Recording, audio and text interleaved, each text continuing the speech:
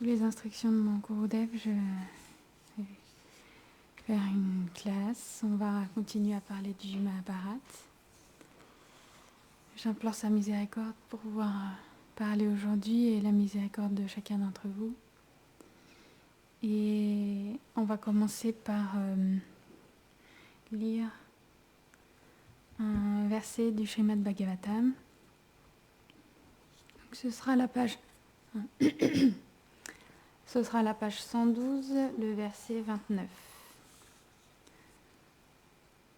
Om Namo Bhagavate Vasudevaya.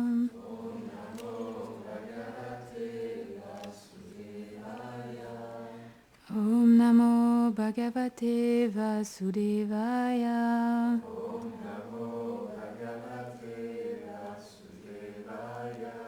Om Namo Bhagavate Vasudevaya.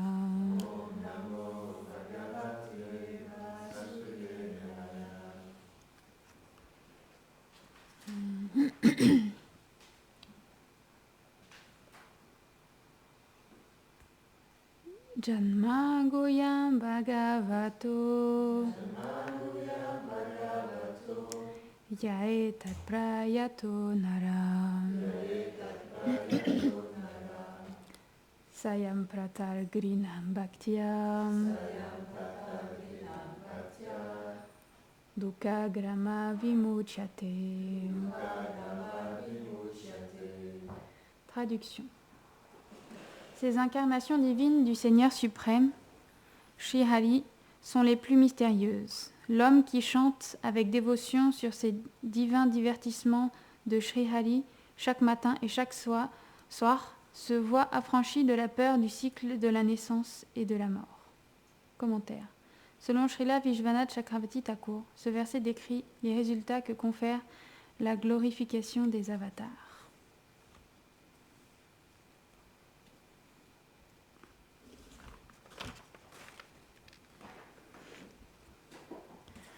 Om Agana Timirandasya Gyanam Jaram Sharakaya Shakshurun Miritam Yena Tasmai Shri Gurave Namaha Shri Chaitanya Manobishtam Stapitam Yena Bhutare Svayam Rupa Gadamadhyam Dadati Svapadantikam Vanchakarpatarubhyascha Kripa Sindhubhya Evacha Patitanam Pavanebhyo Vaishnavebhyo Namo Namah.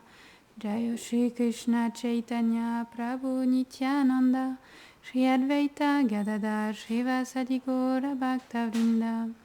Hare Krishna Krishna Krishna Hare Hare Hare Ramo Ramo Ramo Hare Hare. Namam Vishnu Padaya Krishna Prestaya Bhutare Srimate Bhaktivedanta Swami Niti Namine. Namaste Sarasvate Deve Gauravani Pracharine Nirvishesha Shunyavani Prasacha Deshatarine.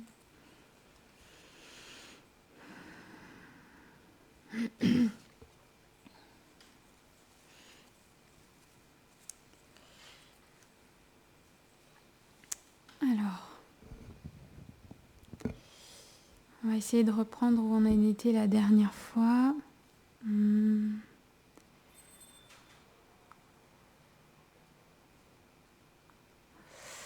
Donc, on avait vu la dernière fois que par certains arrangements, les Pandavas, après leur période cachée, ils avaient pu rentrer à Hastinapur et s'étaient vus offrir par le roi Dhritarashtra de pouvoir recevoir la moitié du royaume. Et on avait vu que Dhritarashtra il avait donné une terre désertique, une terre maudite en fait aux Pandavas. Et parce que Krishna il était avec eux, il avait fait des arrangements pour que l'architecte des Devas il puisse faire que cette terre soit fertile et qu'il puisse... il a construit une magnifique cité. Et grâce à ça, la cité, elle a été connue comme Indraprastha parce qu'elle était semblable à la cité d'Indra dans dans les planètes célestes. J'avais peut-être quelques petites choses que j'avais pas dites la dernière fois. Quand Draupadi, elle avait été accueillie à Hastinapur. Elle a été bien évidemment accueillie dans le quartier des femmes. Et le quartier des femmes, c'est le quartier de Gandhari, puisqu'elle est la reine-mère. Et Gandhari, elle a reçu Draupadi avec beaucoup d'amour. Et cela même si elle savait qu'elle serait la cause de la mort de ses fils. Parce que quand elle était sortie du feu, il y avait eu une voix divine qui s'était fait entendre et qui disait que Draupadi, elle serait la cause de la destruction des Kourous et de la destruction des guerriers, etc.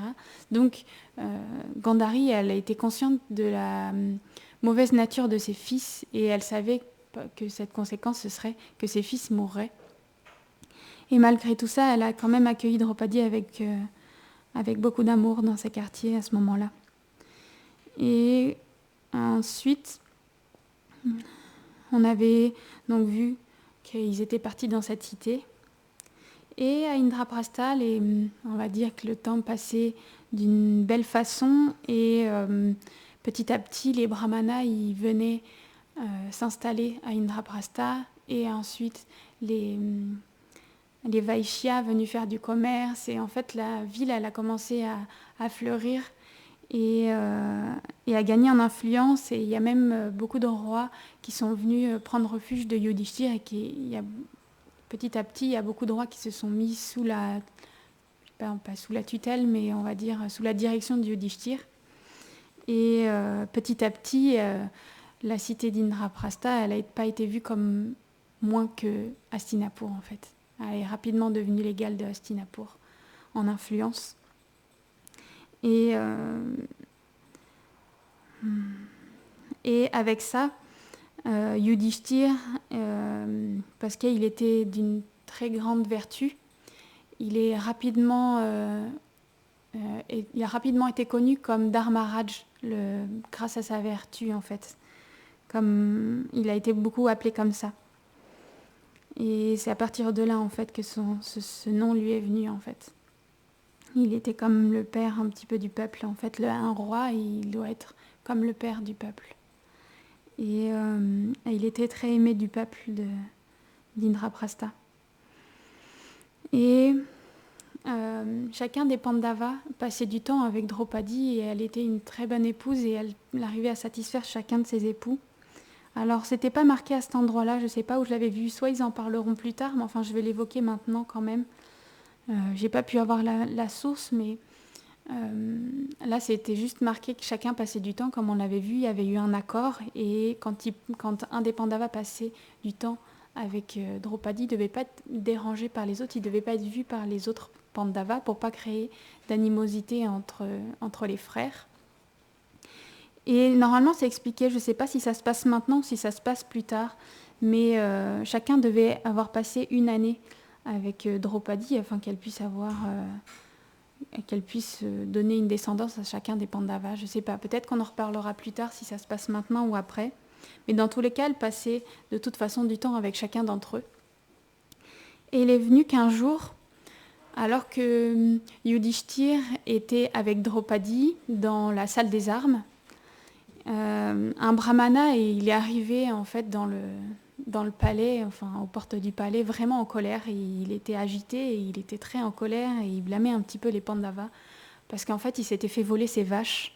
Il y avait un voleur qui était un groupe de voleurs qui était en train de lui voler ses vaches et lui-même il pouvait pas se défendre et il est un peu allé crier sa colère que comment ça se faisait que dans ce royaume ça puisse arriver alors que quand même c'est expliqué, les rois ils prennent une taxe à leurs habitants, ils prennent un certain pourcentage de, je sais plus c'était combien, je l'ai pas noté, mais un pourcentage de ce qu'ils produisent, ce que les villageois, les agriculteurs, etc. ils produisent, ils le donnent naturellement au roi, en échange de quoi ils sont protégés. Et donc cette taxe, il la prenait, mais quand même, il était en train de se faire voler ses vaches. Et quand Arjuna il a entendu ça, il s'est dit tout de suite, il est allé voir le brahmana et il l'a rassuré, il a dit « T'inquiète pas, je vais m'occuper de tes vaches, je vais aller les récupérer. Simplement, je vais aller chercher mes armes et on va partir tout de suite. Et il s'est dirigé vers la salle des armes, et en arrivant devant la porte de la salle des armes, il s'est rendu compte que Yudhishthir, il était avec Draupadi dans la salle, donc en principe, il n'avait pas le droit d'entrer. Et là, il s'est mis à réfléchir, et il fallait qu'il réfléchisse rapidement, mais dans tous les cas, il y avait un truc qui n'allait pas aller, en fait. Soit il entrait et il brisait pas briser le pacte, mais d'après leur pacte, parce qu'il les avait vus, il devrait être obligé de partir pendant 1 an dans la forêt, ou bien il respectait le pacte, mais du coup le brahmana, il allait voir ses vaches se faire voler, et la réputation de Yudhishthir, elle allait diminuer.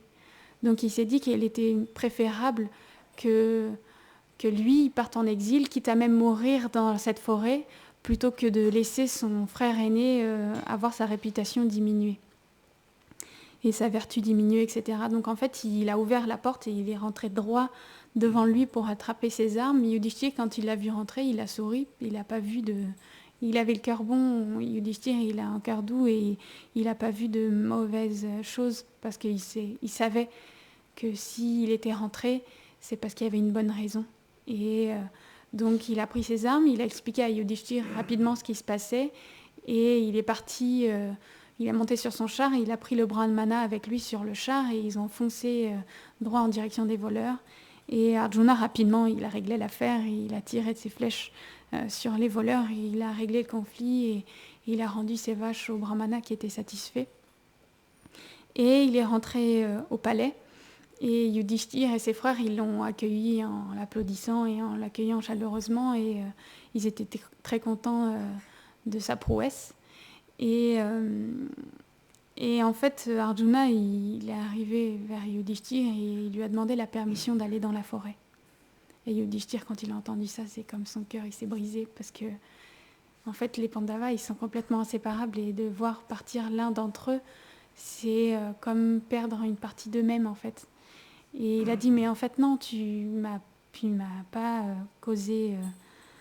t'as pas fait une faute, en fait, en rentrant dans cette pièce, parce qu'il fallait que tu fasses ton devoir. Et enfin, il essaye d'argumenter dans les Écritures, de trouver un moyen que c'était pas une faute, en fait, ce qu'il avait fait. Et Arjuna, il veut pas, il argumente dans l'autre sens, en disant que lui-même, il était un exemple de vertu, et qu'il faut jamais se détourner de cette chose-là. Et après un certain nombre d'arguments, ils ont fini par être obligés d'accepter qu'Arjuna parte dans la forêt. Alors il a rassemblé ses affaires rapidement, il y a tout un groupe de brahmanes qui l'a suivi, et beaucoup de partisans et de serviteurs aussi ont suivi Arjuna, avec des richesses pour qu'il puisse donner la charité en voyage. Il a commencé à faire le tour de l'Inde. En fait, il a vraiment... Alors, l'Inde, elle était plus grande qu'elle l'est aujourd'hui, parce qu'elle a été dessinée très récemment. Mais il a commencé à faire un grand pèlerinage, en fait. Il a profité de cette période d'exil dans la forêt pour visiter les lieux saints, en fait, et prendre les bénédictions des sages, et apprendre des sages, etc. Et augmenter par là sa vertu et ses connaissances védiques. Et en fait, il a commencé à partir dans la forêt en direction du Gange, vers l'Himalaya, donc finalement vers le nord dans un premier temps. Et ensuite, il avait prévu de partir en direction de la côte est, de longer la côte tout autour de l'Inde en faisant un grand cercle, de finir son trajet par Dwarka, et en fait, ça ferait un cercle, en fait, et il retournerait de cette manière-là dans son royaume d'Indraprastha. Et donc il voyageait de cette manière à un rythme assez tranquille, il écoutait les sages, il accomplissait des sacrifices, il donnait la charité. Et un soir, alors qu'il allait accomplir justement ces rituels du soir, qu'il y avait un feu de sacrifice qui était allumé, et il est allé se baigner dans le Gange. Avant de pouvoir accomplir un sacrifice, il faut pouvoir être propre, etc. Donc il est allé se baigner dans le Gange pour pouvoir accomplir ses devoirs. Et à ce moment-là où il était dans l'eau, il a senti une force divine qui l'a attrapé. Et il s'est senti attrapé dans les eaux. Et tout d'un coup, il est arrivé dans un domaine céleste qu'il ne connaissait pas, dans une pièce, dans un palais. Et dans cette pièce, il y avait un feu de sacrifice. Alors, il a continué ce qu'il allait accomplir. En fait, il a fait ses rituels du soir. Et tout était préparé comme pour qu'il puisse finir son devoir. Alors, du coup, il a offert du ghee en sacrifice dans le feu. Et après ça, en fait, il y a une belle jeune femme qui est rentrée dans la pièce. Et quand Arjuna il a vu, il a compris tout de suite qu'elle était une naga. Une naga, c'est des êtres célestes qui sont généralement... On en a déjà entendu parler, Bhima, il était tombé déjà à travers le Gange dans les régions. Ils ont des formes souvent comme des serpents. Et là, elle avait l'apparence d'une belle femme. Et il a compris tout de suite ce qui s'était passé, en fait. Il a compris tout de suite que c'était parce que les Nagas, ils ont le pouvoir, un pouvoir mystique de pouvoir attirer les humains dans leur sphère céleste, parce que c'est comme pas sur Terre, en fait, mais par le biais du Gange, il y a comme des possibilités de passer d'une sphère à une autre. Et il savait qu'elles avaient ce pouvoir, que les Nagas avaient ce pouvoir-là, et il a compris tout de suite pourquoi elle l'avait fait. Et en fait, il lui pose la question, il est gentil avec elle, il lui dit « Oh, belle jeune femme, pourquoi as-tu eu cette audace de m'amener ici ?» Et en fait, elle lui a dit qu'elle était dans sa forme céleste en train de se baigner, d'être dans l'eau, dans le Gange, de se baigner dans le Gange. Et en fait, elle a vu Arjuna rentrer dans l'eau. Et quand elle a vu Arjuna, son cœur, il a été piqué par Cupidon et elle l'a désiré pour époux. Alors elle lui explique qu'elle est une jeune fille et qu'elle n'est pas mariée. Et elle implore Arjuna de bien vouloir l'épouser et qu'elle puisse devenir sa femme et qu'il... comment je pourrais dire, qu'il assouvisse son désir, en fait, de s'unir avec lui. Et il se pose la question parce qu'il est quand même dans une année où il est dans une sorte de célibat, mais parce que les Nagas, ils ont quand même ils ont beaucoup de connaissances, ils ont des pouvoirs mystiques. Il était certain qu'elle connaissait sa situation, qu'elle connaissait le pacte, et que si elle avait agi comme ça, c'est qu'il devait y avoir une façon vertu, enfin que c'était pas à l'encontre de la vertu. Alors il lui pose la question et lui dit « Mais en fait, non, je suis dans une année de célibat et comment ça peut être possible que j'accomplis, que j'accède à ton désir sans perdre en vertu ?» Et en fait, elle lui dit « Je connais très bien tous les termes de ton pacte et c'est avec Draupadi que vous avez fait c'est par rapport à Draupadi le pacte que tu peux pas la voir, elle, pendant 1 an. Mais ça n'empêche pas que tu puisses prendre une autre épouse. Et en plus de ça, les kshatriyas, ils n'ont pas le droit de refuser une jeune fille non mariée quand elle le supplie. Donc en fait, il était obligé de l'accepter. Et en plus, parce qu'elle savait qu'elle pourrait le convaincre que si elle insistait sur le côté de la vertu, qu'il l'accepterait que si c'était vraiment vertueux. Et en fait, elle lui dit que si jamais elle ne l'accepte pas, elle va se donner la mort. Donc en fait, en se mariant avec elle, il la sauve. Donc, obligatoirement, ça augmentera sa vertu, parce qu'il aura sauvé une jeune fille en détresse. Et donc, voyant que ses arguments étaient corrects, il accepte cette princesse qu'on appelle Ulupi. Et ils échangent les guirlandes du mariage. Et Ulupi. Et il passe la nuit, elle lui offre de quoi manger, un merveilleux festin, et ils passent la nuit ensemble. Et le lendemain, à l'aube, Arjuna, il se lève et il part avec elle, et en fait, elle le remet sur la rive, là où elle l'avait attrapé, en fait. Elle le fait repasser dans le chemin, dans le passage, pour qu'il puisse retourner sur Terre. Et il voit les sages à ce moment-là et il leur explique tout ce qui s'est passé, tout ce qui lui est arrivé. Et ensuite, il continue son périple, son pèlerinage. Et il passe par beaucoup d'endroits, il passe par les montagnes Brégu, où Vashista, il y a très longtemps établi son ermitage, donc dans côté est. Donc en fait, il longe les Himalayas à ce moment-là. Pour vous, c'est comme ça. Il longe les Himalayas dans ce sens-là. Et ensuite, il passe par la forêt de Naimisharanya, où il y a beaucoup de lieux de pèlerinage. Donc je passe des lieux parce que je ne connais pas forcément tout, puis ça fait dire énormément de noms qu'on ne connaît pas tous, ça va être un petit peu compliqué. Et il passe ensuite par le mont Mahendra, et il arrive à Manipur. Donc Manipur, c'est, si j'ai bien compris, j'ai essayé de faire quelques recherches, mais c'est pas toujours facile de trouver les lieux aujourd'hui, parce que je sais pas trop comment les rechercher aussi, sûrement. Mais en fait, c'est complètement à l'est, c'est plus dans l'Inde actuelle, en fait. On a dépassé les frontières, même, je crois, du Bangladesh. Et à cet endroit-là, qui faisait partie, en fait, du royaume, qui était quand même l'Inde ancienne, il rend visite à un roi qu'on appelle Chitravahana. Et donc, il va dans cette cité qu'on appelle Manarur. Et dans ce roi-là, il avait une fille. Et cette fille, elle s'appelle Chitrangada.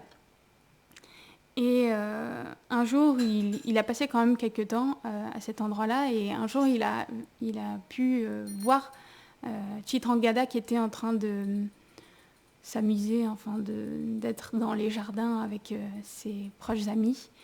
Et quand il a vu Chitrangada, il a été piqué par Cupidon, encore une fois. Il a désiré l'épouser. Alors il est allé voir le roi Chitravahana et il a demandé s'il pouvait épouser sa fille. Et Chitravahana, il lui a expliqué que dans sa lignée, un jour, un des rois précédents de sa lignée, ils n'arrivaient pas à avoir un enfant. Ils ont prié Shiva pour pouvoir avoir un fils.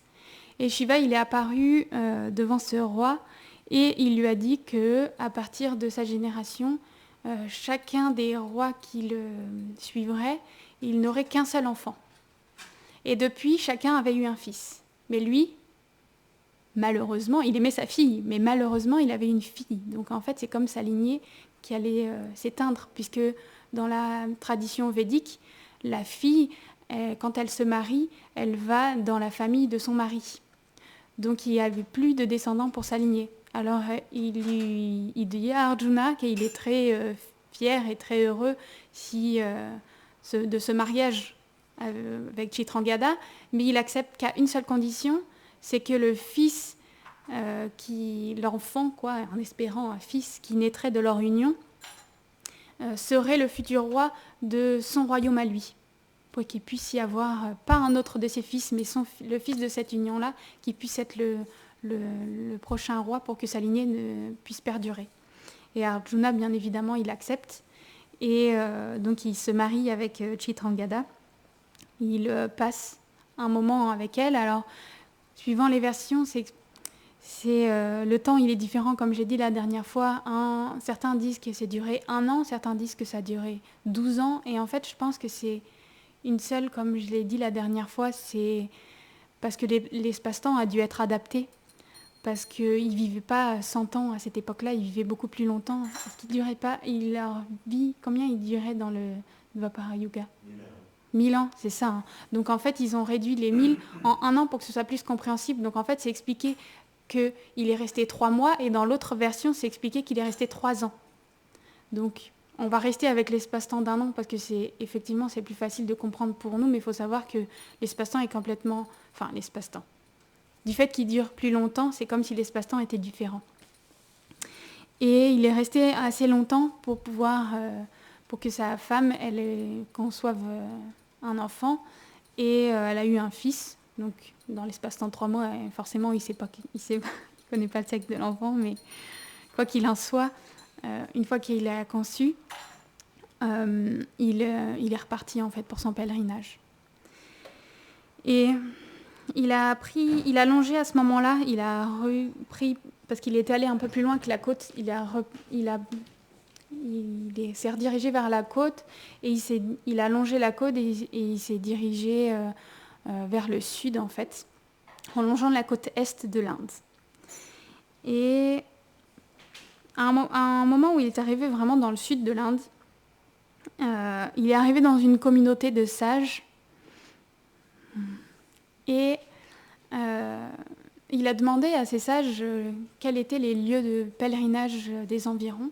Et ces sages, ils lui ont expliqué qu'il y avait 5 lacs dans lesquels, si on se baignait, on pouvait gagner beaucoup de bénéfices. Mais malheureusement, ces lacs étaient maudits et il y avait des crocodiles dans ces lacs. Et c'était devenu impossible de se baigner parce qu'à chaque fois qu'un sage se baignait, qu'un homme se baignait dans ces eaux, il était mangé par les crocodiles qui vivaient dedans. Et une petite chose que je ne vous ai pas dite, quand il a quitté Ulupi, donc la princesse Naga, elle lui a donné une bénédiction. Elle lui a donné la bénédiction que il pourrait jamais être vaincu par une créature aquatique. Et quand il a entendu les sages dire que ces lacs saints, ils s'étaient devenus infréquentables à cause des crocodiles, il s'est rappelé la bénédiction que lui avait donnée Ulupi et il s'est dit qu'il pourrait aider les sages en se débarrassant de ces crocodiles. Alors il a demandé où se trouvaient ces lacs, il est allé dans le premier de ces lacs et en fait il est rentré dans l'eau et il a senti un crocodile qui lui a attrapé la jambe. Et à ce moment-là, il a senti vraiment le pouvoir de la bénédiction de Ulupi et il a attrapé le crocodile, il a sorti de l'eau, il l'a jeté sur la rive. Et au moment où il a jeté le crocodile sur la rive, le crocodile il est devenu tout mou et il y a une belle apsara qui est sortie du crocodile.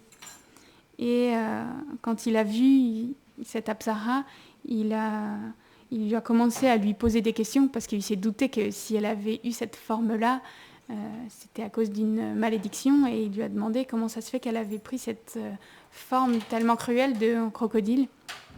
Et elle lui a expliqué qu'elle était une bien-aimée de Kuvera, le trésorier des Devas, et qu'elle avait 4 sœurs.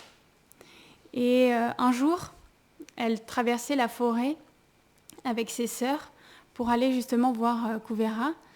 Et sur leur chemin dans la forêt, elles ont vu un brahman en pleine méditation.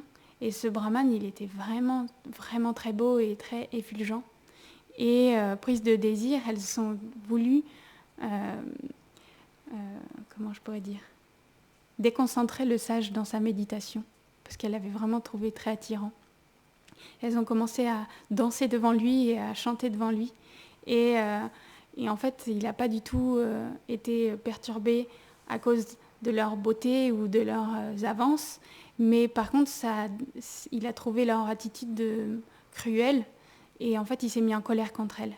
Et il leur a dit que parce qu'elles l'avaient attaqué quelque part, eh ben, elle prendrait la forme de crocodile, parce que la nature des crocodiles, c'est d'attaquer.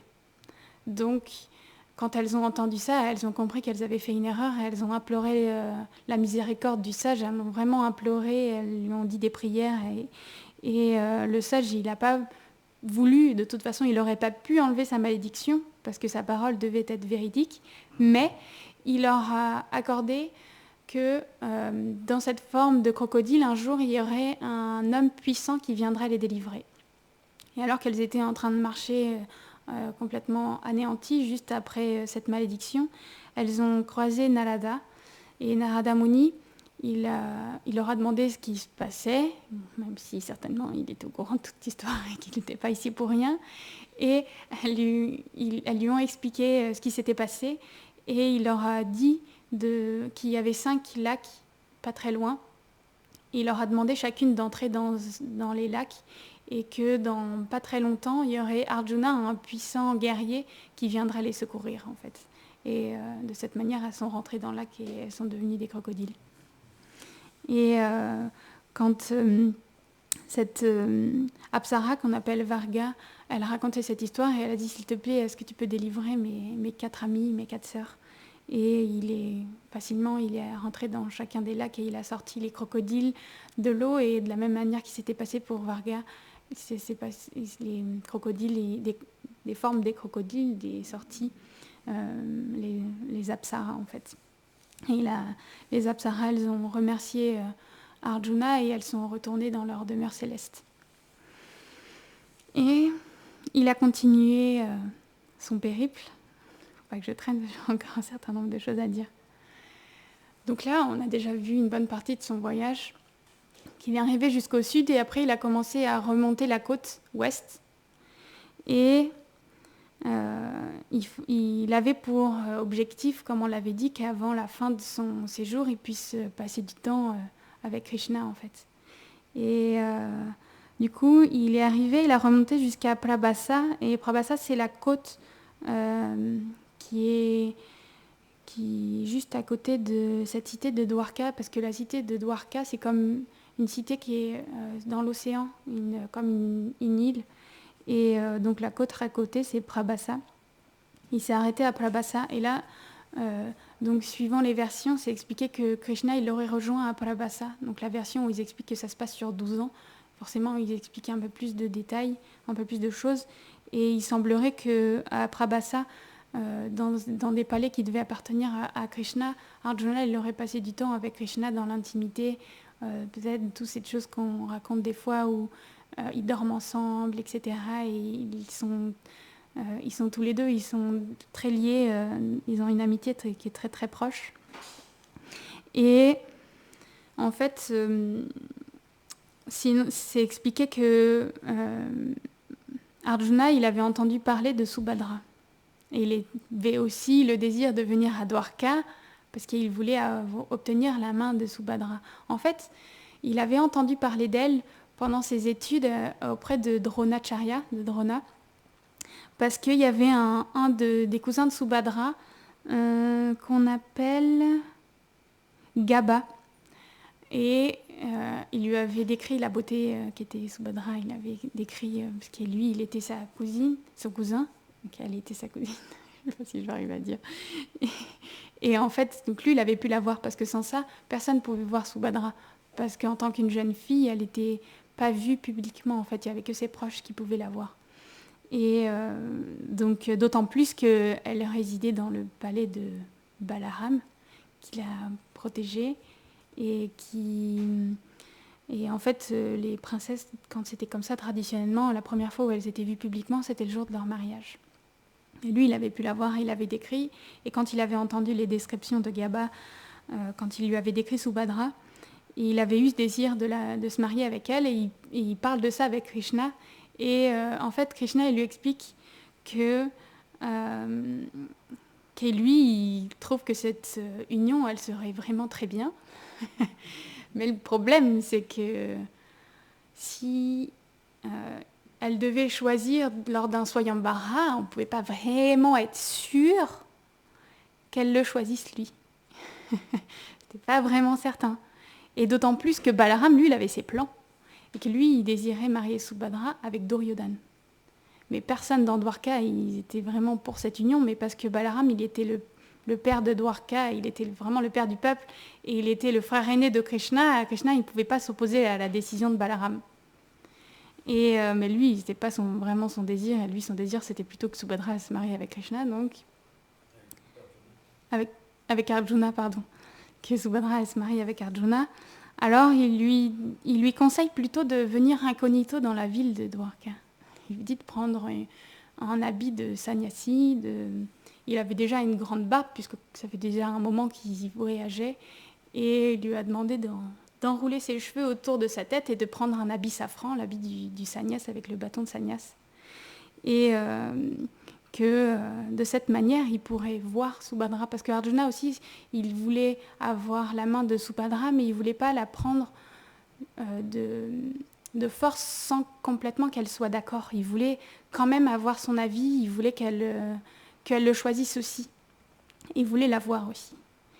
Et Krishna, il lui a expliqué que le seul moyen qu'il puisse voir Subhadra, puisque personne ne la voyait, comme on l'a dit, c'était qu'il prenne cet habit de sannyas, parce que Balaram, il accueillait les sannyas qui venaient dans Dwarka, et Subhadra les servait, parce que de cette manière, il pouvait bénir Subhadra, et donc du coup, dès qu'il y avait un sannyas qui rentrait dans la ville, il mettait Subhadra à son service, pour qu'elle puisse acquérir les bénédictions. Alors, Krishna, il est rentré dans Dwarka. Lui, il est resté un petit peu quelques jours à la porte de la cité, histoire que ce soit pas trop voyant. et il est rentré dans son habit de sannyas. Et s'expliquait que cette cité, elle était vraiment merveilleuse. Il n'avait pas encore vu cette cité de Dwarka. Et il y avait un pont immense qui reliait la côte jusqu'à la cité de Dwarka. Et en fait, il y avait plusieurs paliers avec des gardes sur ce pont-là. Et tout le monde, puisqu'il était en apparence un sannyas, ils l'ont tous laissé passer et personne ne le reconnaissait. Donc il est rentré comme ça dans la cité. Et quand il est arrivé dans la cité, cette cité, elle était comme le soleil en fait. C'était vraiment très effulgent. Les jardins étaient magnifiques. Il y avait tout autour de la cité, il y avait des murs qui étaient immenses, qui montaient très très haut et qui faisaient vraiment tout le tour en fait de la cité. Et dans cette cité, au centre de la ville, il y avait les palais et il y avait tous les palais. Krishna, il a fait construire un palais pour chacune de ces 16 108 reines. Et il y avait autant de palais blancs comme ça tout autour du centre, en fait, parce que les palais royaux, ils sont au centre de la cité toujours. Et lui, il avait situé tous les palais de ses reines autour de ce centre-là. C'était vraiment merveilleux. Il y avait des jardins avec des fontaines en joyaux et c'était vraiment divin. Et il y avait même souvent des devas qui venaient se promener dans ces rues-là, etc. Et Krishna, il a fait arranger pour que ce sannyas il soit accueilli dans une grande maison. Et il a fait savoir à son frère Balaram qu'il y avait un sannyas qui était arrivé dans la ville. Et comme de fait, Balaram, il a invité ce sannyas dans son palais. Il a mis sa sœur à son service. Et quand il l'a amenée, et elle devait lui amener un plateau pour prendre prashad. Et quand il a vu Subhadra, il l'a trouvée vraiment tellement merveilleuse. Pour lui, elle était comme aussi belle que Lakshmi, en fait, la déesse du Seigneur, l'épouse du Seigneur. Et elle avait un sari bleu, magnifique, et des longs cheveux bouclés noirs. Et il essayait de ne pas la regarder, mais c'était difficile. et à un moment ou à un autre, quand même, leurs regards ils se sont croisés. Et elle a vu les étincelles dans les yeux de ce Swami. Et elle a regardé attentivement ce Swami. Et elle s'est dit, mais vraiment, il n'est pas comme les autres Swamis que j'ai servis. Il a l'air vraiment fort. Parce que les brahmanas, comme ce n'est pas des guerriers, ils ont un corps qui n'est pas forcément musclé. Et elle a remarqué qu'il avait des épaules qui étaient vraiment très larges et qu'il avait des bras qui étaient puissants et qui étaient comme 5 serpents à capuchon. Et vraiment, elle a vu dans son regard que quelque part, il la désirait en fait. Et elle s'est vraiment posé des questions sur ce sannyas, mais elle n'a pas pu deviner que c'était Arjuna quand même. Et elle repensait à l'idée, parce qu'elle avait entendu que Balaram, il avait le désir de la marier avec Duryodhana, et elle n'avait pas du tout envie de se marier avec Duryodhana, et elle se disait que quelque part, parce qu'il avait l'air beau, parce que quand même il a une barbe, et védiquement, la barbe, c'est pas un critère de beauté, comme aujourd'hui. Aujourd'hui, c'est la mode d'avoir des grosses barbes. Mais elle a pu deviner, s'expliquer, qu'elle a pu deviner que sous sa barbe, il était un vraiment bel homme, en fait. Et elle s'est dit que ce serait vraiment préférable même qu'elle se marie avec un brahman que plutôt de se marier avec Duryodhana. Et quand même, elle l'a servi comme elle devait servir les swamis. Elle était quand même une femme, une jeune fille chaste. Et elle l'a servi. Et les jours ont passé et quand même leur attrait l'un envers l'autre, il s'est accru en fait au fur et à mesure du service. Et un jour, Krishna, il est allé voir sa sœur. Il lui a expliqué, il lui a parlé de son mariage et il lui a dit oui, voilà, tu sais, Balaram, il veut te marier avec Duryodhana. Et elle a fait une grimace. Et en fait, Elle lui a dit que elle voulait pas se marier avec Duryodhana. C'était pas question pour elle de se marier avec Duryodhana. Et en fait, il lui explique que Arjuna, il désirait se marier avec elle et que, en fait, il est dans la cité de Dwarka. Mais elle a compris tout de suite le mental de son frère. Elle a tout de suite compris. Elle a dit, en fait, mais pourquoi j'y ai pas pensé avant? En fait, le swami que je suis en train de servir, c'est Arjuna. C'est pour ça qu'il avait plutôt d'une allure très royale, en fait. Et elle est devenue très contente de cette situation et elle s'est dit que se marier avec ce célèbre héros Pandava, ce serait vraiment un bel honneur, en fait. Mais il lui a dit qu'il fallait qu'elle se calme et qu'elle cache cette chose-là pour l'instant parce qu'il fallait surtout pas que Balaram il soit au courant parce qu'il allait être fâché de cette situation. Et du coup, ça n'allait pas se passer correctement. Donc il lui a dit, continue comme si de rien. et les arrangements seront faits pour que tu puisses te marier avec lui. Je vais m'occuper de ça, t'inquiète pas, juste tu continues ton service. Et à ce moment-là, elle a continué à le servir.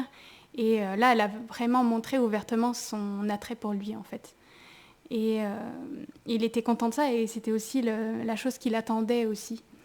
Et donc le temps a un petit peu passé parce qu'il est resté 4 mois à Dwarka puisque c'était la saison des pluies et il avait quand même bien calculé son moment et s'est expliqué que les ascètes, quand ils voyagent, pendant la saison des pluies, ils s'arrêtent dans une ville et parce que c'est pas possible de voyager pendant la saison des pluies, donc ça justifiait le fait qu'ils puissent rester un long moment dans la cité de Dwarka. Et à un moment, Krishna il est retourné voir Arjuna parce qu'il passait quand même un petit peu secrètement, il passait du temps quand même ensemble, il allait le voir, il allait le visiter quand même dans ses quartiers, dans cette maison qu'il avait réservée pour Arjuna. Et il lui a dit que ce serait quand même, il fallait penser à la solution de comment il allait pouvoir se marier avec elle. Et Krishna, il suggère à Arjuna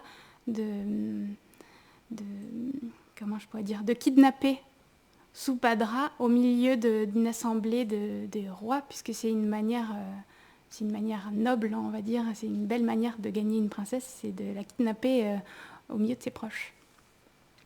Et que de toute façon, c'était la seule solution pour qu'il puisse obtenir Subhadra. Et il lui a dit qu'en fait, il allait avoir un festival dans pas si longtemps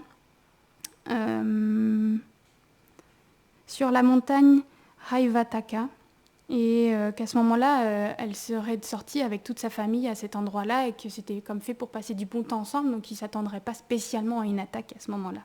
Donc c'était vraiment le bon moment pour la kidnapper au milieu de tout le monde. Et Arjuna, parce qu'il ne peut pas faire...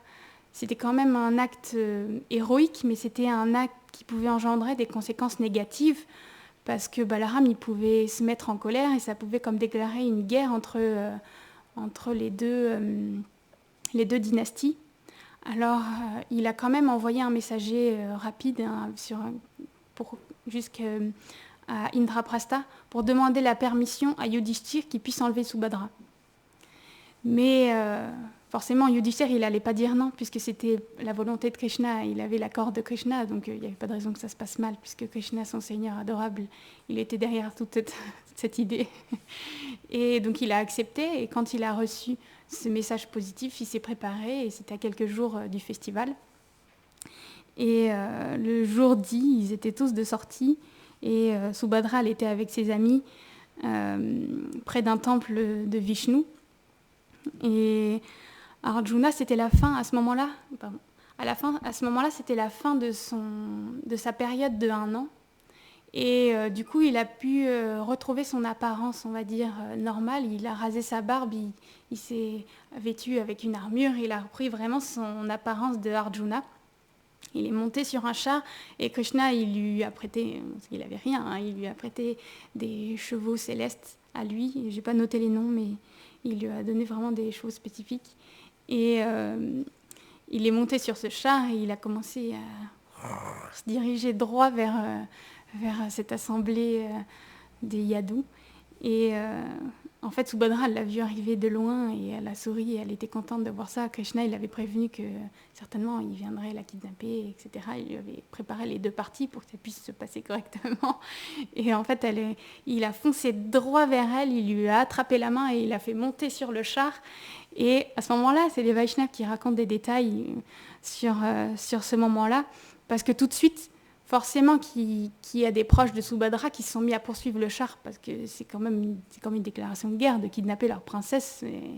C'est leur obligation de le poursuivre pour pouvoir récupérer leur princesse. Et c'est expliqué qu'à ce moment-là, Subhadra, elle aurait pris les rênes du char et que pendant ce temps-là, ça permettait à Arjuna de pouvoir se défendre, en fait, pour les protéger. Et donc là, ça se passe comme ça d'un côté, mais quand même, il y a une assemblée, parce qu'ils font quand même jamais les choses sans organisation. Balaram, il a fait réunir un conseil pour savoir vraiment quoi faire, etc. Et il était vraiment en colère, Balaram. Il avait les yeux rouges de colère, et vraiment, même s'il est vraiment très beau, à côté de Krishna, en fait, ils sont comme le soleil et la lune, mais dans ce moment-là, il était vraiment mécontent, parce que comme Arjuna, il avait revêtu son apparence d'Arjuna, il avait bien vu que c'était lui. Et il n'était pas content parce que comment ça se faisait que Arjuna, il n'avait pas pu les approcher d'une manière paisible. Il avait enlevé Subhadra comme ça de force, et c'était intolérable. Il y avait tous les autres rois et les autres personnes de son entourage, ils étaient tous là, ouais, allez chercher les armes, amenez mon bouclier, amenez mon épée, amenez mon arc. Ils étaient tous en grosse colère contre Arjuna, et ils étaient comme prêts à partir avec leurs armes. Et en fait, Balaram, il a vu Krishna, et Krishna, il était assis paisiblement en train de sourire.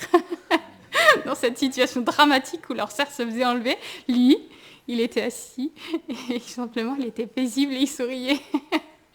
Alors du coup, Balaram, il m'a dit, stop, arrêtez! Comment ça se fait, Krishna?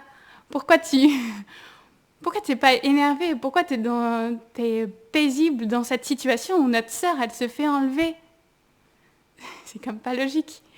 Et lui, moi, je irais et je détruirais tous les Kauravas, les Pandavas, et je les tuerais tous. Et il est vraiment dans cette colère.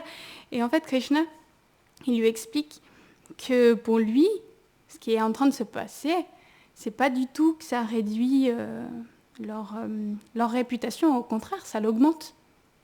Bah oui, parce que s'il était venu d'une manière paisible, Arjuna, s'il avait offert des cadeaux, ce serait comme s'il avait acheté Subhadra. Donc c'est pas vraiment une manière super belle de marier Subhadra.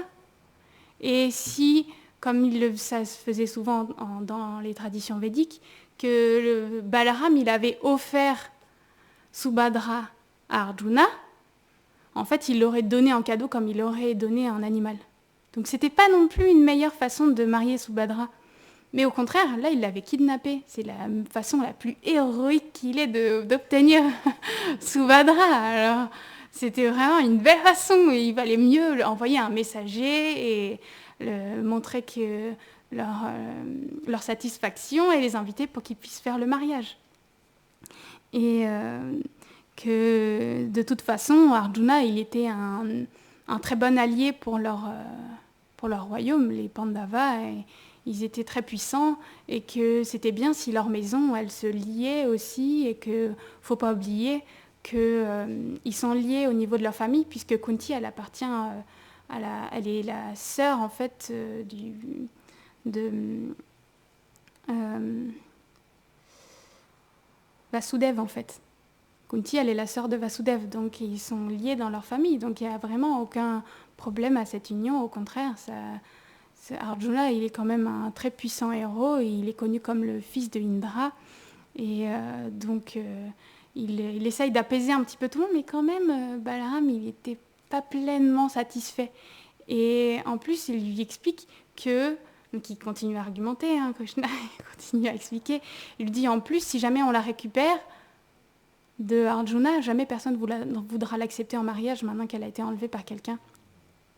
Et en plus de ça, et ça c'est les Vaishnavas que j'avais entendu dire ça, mais il dit c'est bizarre parce que tu dis que Arjuna, il a enlevé Subhadra, mais moi quand j'ai vu le char, j'ai vu que c'était Subhadra qui tenait les rênes.